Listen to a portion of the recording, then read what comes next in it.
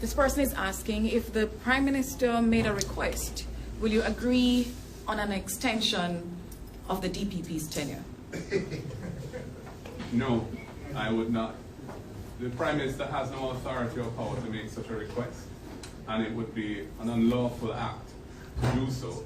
And certainly on my part, it would be a violation of the Constitution to be a party to any such thing. It is totally unnecessary. There are persons within the office of the DPP who are experienced and competent and diligent. And one of them, and it's not for me to say who that should be, one of those persons should be appointed immediately to act as DPP, and the procedure to appoint a new DPP must also be initiated forthwith. That is what the Constitution requires at this time. Thank you, ladies and gentlemen, and thank you, members of the media. Thank you for your time. All the best.